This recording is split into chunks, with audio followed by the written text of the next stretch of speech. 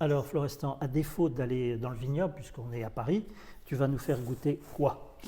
Alors, on va goûter notre vin blanc, la cuvée Lombarde, qui emprunte son nom à l'un des 32 vents de la Rose des Vents en Provence, parce que chacune de nos cuvées reprend le nom d'un des 32 vents de la Rose provençale, D'accord.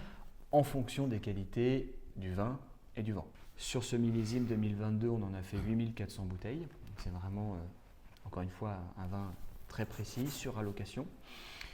Vieilli tout d'abord avec un premier élevage, une première vinification qui s'opère dans des cuves, des toutes petites cuves, des cuves de 58 hectolitres, dans une vinification qui est parcellaire, qui suit une vendange parcellaire. Et puis ensuite, je vais acheter des fûts d'occasion, des petits fûts de 228 litres. Donc cette année-là, en 2022, on avait une belle acidité qui justifiait un passage en fût. Et on a utilisé le fût pour 30 à 40% de chaque vin. Et je terminerai là-dessus, il faut toujours se poser la question quand on travaille le fût. La question, ce n'est pas tellement ce que le fût va vous apporter, c'est plutôt qu'est-ce que le fût va enlever à votre vin. D'accord. Et donc, ne jamais travailler le fût, ça c'est mon avis, mais lorsqu'on n'a pas assez d'acidité. J'estime que le fût neuf va marquer en bois le vin, donc j'utilise le fût plutôt pour les propriétés du fût que pour les propriétés du bois.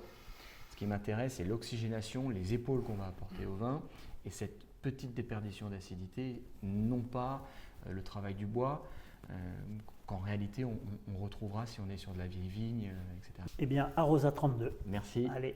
et à Gris demain. Et NTV.